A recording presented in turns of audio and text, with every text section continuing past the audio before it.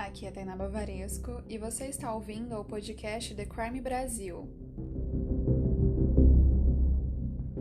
A história de hoje é um pouquinho diferente das que já tem aqui no The Crime.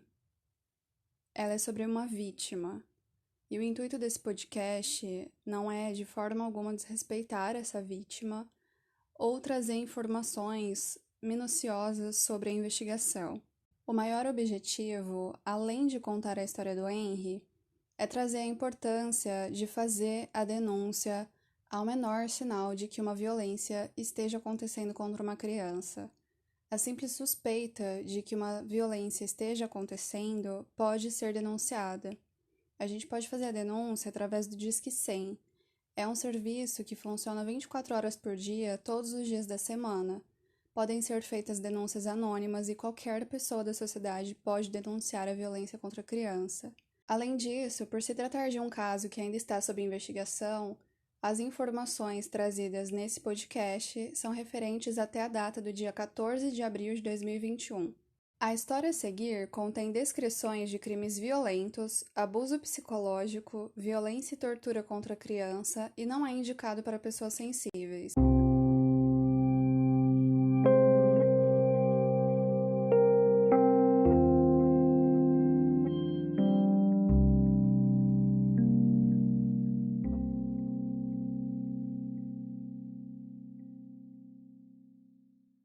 Henry Borel Medeiros nasceu no dia 3 de maio de 2016, na cidade do Rio de Janeiro.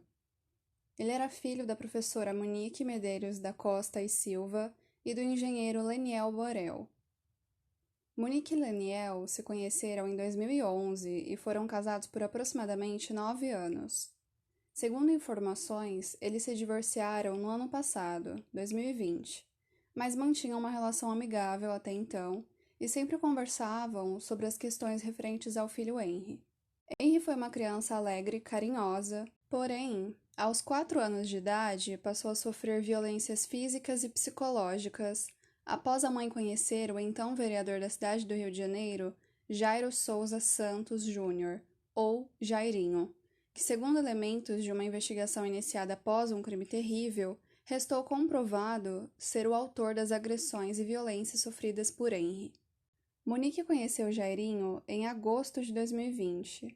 Eles se apaixonaram e foram morar juntos em janeiro de 2021, num apartamento na Barra da Tijuca, um bairro nobre do Rio de Janeiro. No início de fevereiro, Monique procurou por uma psicóloga, uma vez que Henry demonstrava não querer morar com o padrasto. Ele sentia medo de ficar sozinho na presença dele e costumava evitar o contato visual com o padrasto. Eram corriqueiras as manifestações de Henry em querer voltar a morar com a avó materna. O primeiro relato concreto de que Henry sofreu violência física e psicológica foi no dia 12 de fevereiro de 2021. Isso ficou comprovado depois que a polícia conseguiu recuperar uma mensagem em que a babá de Henry, Tainá de Oliveira Ferreira, relata para Monique, em tempo real, que Jairinho teria atraído Henry para seu quarto, trancado a porta e aumentado o volume da televisão, impossibilitando que Tainá pudesse escutar o que acontecia no local. A conversa é bastante perturbadora e deixa claro que o fato de Jairinho se trancar no quarto com Henry não poderia ser um bom sinal. Mas a babá não interferiu e esperou até que eles saíssem do quarto. Monique, que estava em um shopping próximo de sua casa, não retornou para o apartamento a fim de impedir o que quer que tivesse acontecendo ali dentro. Após Jairinho deixar o apartamento, Tainá conseguiu gravar um vídeo em que Henry aparece mancando e conseguiu tirar uma foto de seu joelho inchado. Henry contou a ela que Jairinho o chutou e lhe deu uma rasteira, o que provavelmente fez com que ele machucasse a cabeça, pois quando Tainá o levou para tomar banho, ele pediu para que ela não lavasse sua cabeça, pois doía muito. No dia 13 de fevereiro de 2021, às 11h59, foi registrada a primeira entrada de Henry no Real D'Or Hospital, na zona oeste do Rio de Janeiro. Nesse primeiro boletim médico, Monique declara que Henry caiu de sua cama no dia anterior por volta das 5 da tarde, o mesmo horário em que houve a troca de mensagens com a Tainá. onde ela relatou as agressões que Henry sofreu por parte de Jairinho para a mãe. Ficou registrado no boletim médico que Henry sentia dores e mancava, mas que não tinha febre. No dia 7 de março de 2021, por volta das 19h30, Leniel estava levando Henry de volta para a casa de Monique, após passar o final de semana com seu filho. Henry ficou extremamente ansioso e disse ao pai que não queria voltar para a casa da mãe. Leniel disse a ele para que se acalmasse e que no fim de semana seguinte o buscaria para ficar com ele de novo. Henry insistiu e pediu para o pai que ficasse com ele por mais um dia. Henry chorou muito e ficou tão desesperado que chegou a vomitar de medo. Como a guarda de Henry era compartilhada, Leniel precisou entregá-lo à mãe. Ela, por sua vez, não estranhou o fato de que Henry vomitou e ficou visivelmente apavorado com o fato de retornar para a própria casa. Na madrugada desse mesmo dia, do dia 7 para o dia 8 de março, foi dada a segunda entrada de Henry no Real Dor Hospital, na zona oeste do Rio de Janeiro. Ele já estava sem vida. De acordo com o relato dos médicos, ele apresentava um quadro de parada cardiorrespiratória, e depois de várias tentativas dos médicos em reanimá-lo, veio a confirmação do óbito às 5h42 da manhã. O que ficou estranhamente evidente é que, embora Jairinho tivesse o diploma de médico, ele sequer tentou fazer respiração boca a boca ou massagem cardíaca para salvar Henry. Depois, Jairinho disse em entrevistas que não o fez porque nunca exerceu a medicina e que a última vez que realizou esses procedimentos tinha sido num boneco na época de faculdade. Segundo o depoimento inicial de Monique, na madrugada do dia 8 de março, ela e Jairinho estavam assistindo televisão no quarto de hóspedes, já que Henry estava dormindo no quarto deles. Ela contou que acordou de madrugada por volta das 3h30, com o barulho da TV, e foi até o quarto ver se o filho estava dormindo. Nesse momento, ela o encontrou deitado no chão, e relata: "Quando abri a porta do quarto, vi ele deitado no chão. Peguei meu filho e botei em cima da cama. Estranhei. As mãos e os pés estavam muito geladinhos. Chamei o Jairinho, ele enrolou meu filho numa manta e fomos ao hospital." Um laudo posterior indicou que Henry tinha cerca de 23 lesões espalhadas pelo corpo, sendo algumas delas lesões no crânio, ferimentos internos e hematomas nos membros superiores. 9 peritos disseram que os exames indicavam que a criança teve uma morte violenta. O laudo da necrópsia, feito pelo Instituto Médico Legal, ao qual o jornal O Globo teve acesso, revelou que o corpo de Henry realmente contava com pelo menos 23 lesões, e que não poderiam ter sido consideradas compatíveis com uma queda da cama, como foi sugerido por Monique. Os peritos afirmaram que as lesões produzidas na vítima e que o óbito ocorreram no interior do apartamento no intervalo entre 23h30 e 3h30 da manhã. Ainda de acordo com o documento, a imagem da câmera do elevador mostra que Henry já estava morto quando estava sendo levado ao hospital. Jairinho também aparece na imagem reproduzida no documento e, segundo o laudo, ao analisar o vídeo, pôde ser constatado que Henry apresentava abolição de motilidade de tônus muscular, o que significa que o óbito tinha ocorrido há pouco tempo. As imagens mostram ainda que o casal saiu 4h09, no dia 8 de março de 2021, aproximadamente 39 minutos depois de terem supostamente encontrado Henry caído no chão. Henry foi enterrado no dia 10 de março, no cemitério Murundu, na zona oeste do Rio de Janeiro. A polícia iniciou uma investigação a partir do resultado do laudo da necrópsia, a fim de descobrir quem poderia ter desferido as agressões que causaram as lesões encontradas no corpo de Henry. No final de março, 12 pessoas já haviam sido ouvidas como testemunhas, incluindo as 3 médicas pediatras que atenderam Henry no hospital. Elas afirmaram que o menino já chegou morto ao local. Inicialmente, a mãe e o padrasto de Henry foram ouvidos como testemunhas, mas, com o decorrer das investigações, algumas incongruências foram encontradas e as versões de alguns depoimentos não correspondiam com as versões apresentadas anteriormente, e os dois passaram a ser considerados suspeitos. Em entrevista coletiva fornecida no início da semana do dia 15 de abril de 2021, o delegado responsável pela investigação, Dr. Henrique Damasceno, diz que ficou muito bem demonstrado e comprovado na investigação que Henry vivia uma rotina de violência e de sofrimento, e afirma: hoje temos todos os elementos probatórios e podemos sim afirmar que temos provas que essa criança foi assassinada e não foi vítima de um acidente doméstico. Segundo o delegado, o casal é investigado por homicídio duplamente qualificado, por agressão e tortura sem possibilidade de defesa. Henry sofreu hemorragia interna e laceração hepática, provocada por uma ação contundente, e por ter apenas 4 anos de idade, restou comprovado não ter capacidade de se defender da agressão de um homem adulto. Monique e Jairinho foram presos no dia 8 de abril de 2021, por interferência nas investigações e envolvimento com o crime. Eles manipularam o depoimento de pelo menos 2 testemunhas, sendo um deles o da babá Tainá e o da empregada da família, que inclusive limpou a cena do crime antes que a polícia pudesse fazer uma perícia no local, a mando do casal.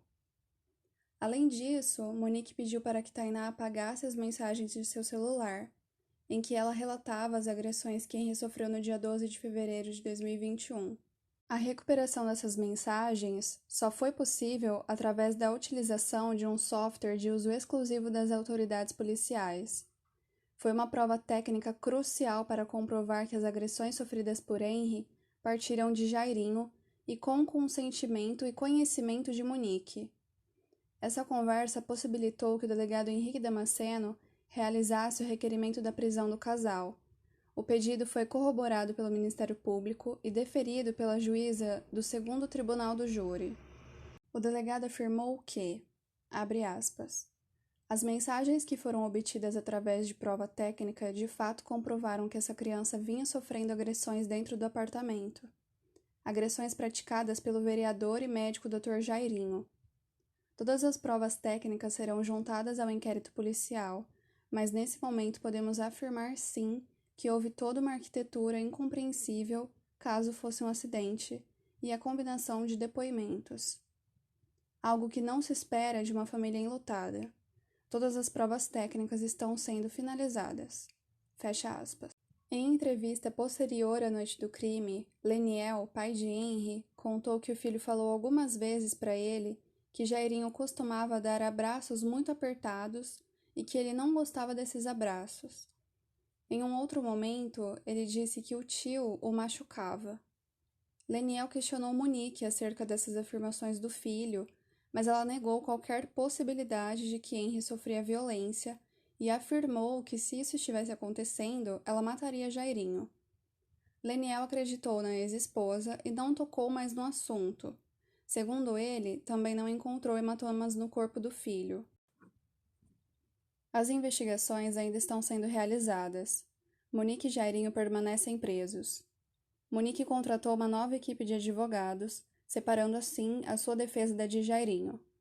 O pai de Henry se culpa por não ter feito mais pelo filho, ou averiguado as reclamações e das agressões mais a fundo, e tem postado homenagens a Henry em suas redes sociais. É assustador saber que casos como o de Henry sejam uma realidade triste no nosso país. De acordo com a Sociedade Brasileira de Pediatria, 2.083 crianças de até 4 anos morreram vítimas de agressões nos últimos 10 anos. E, de acordo com especialistas, a maioria dos casos de agressão é cometida por parentes.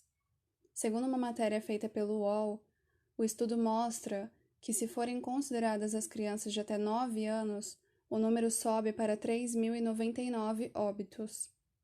Os dados são do Sistema de Informação sobre Mortalidade do Ministério da Saúde, entre 2010 a agosto de 2020, e foram organizados pela Sociedade Brasileira de Pediatria. É evidente que existe um problema social grave. A violência contra a criança opera em vários níveis. Ela aparece desde quando o filho é castigado com palmadas até outros castigos físicos mais graves.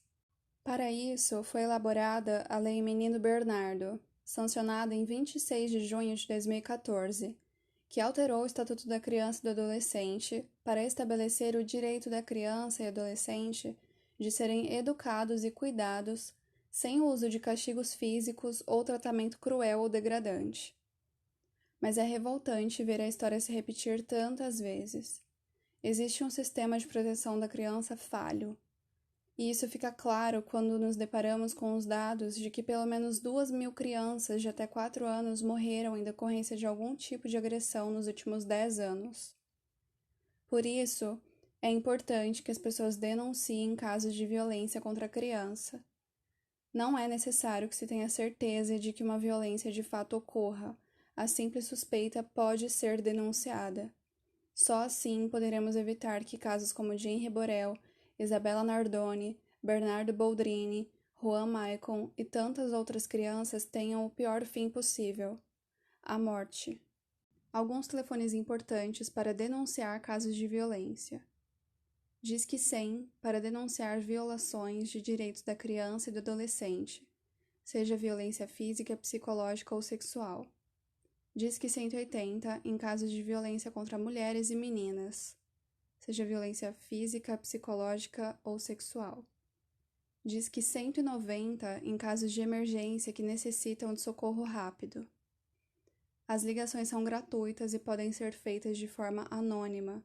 Os serviços funcionam 24 horas por dia, todos os dias da semana, e qualquer pessoa pode denunciar. Não precisa ser uma pessoa que esteja envolvida na relação ou na situação. Pode ser um vizinho, um estranho, qualquer pessoa. Antes de finalizar, eu acho importante trazer alguns sinais que indicam que uma criança possa estar sofrendo algum tipo de violência. São eles: hematomas pelo corpo, o uso de roupas não adequadas ao clima, ter muitos pesadelos, ansiedade e medo de estar perto de determinada pessoa, parar de brincar e se afastar dos amiguinhos, choro excessivo, agressividade ou dificuldade em aprender. Podem ser todos esses sinais, ou alguns deles, ou outros sinais. Esses são só alguns. Então, lá no blog, além das fontes de pesquisa, né, que eu usei para escrever esse texto, eu deixei o link de uma psicóloga falando quais são todos os sinais que indicam que uma criança está passando por um tipo de violência. Então, depois, se vocês quiserem dar uma olhadinha, é muito interessante. E repassem essa informação, compartilhem o podcast. Vá lá no The Crime, tem no Instagram o post e no blog. Então, se vocês puderem ajudar a compartilhar essa informação para as pessoas denunciarem a violência contra a criança, já vai valer todo o trabalho que foi gravar esse podcast, que foi muito difícil. Esse caso mexe muito comigo. E é isso, gente. Muito obrigada por ouvir até aqui. Me siga nas redes sociais. Vou deixar todos os links aqui na descrição do podcast. E até o próximo episódio.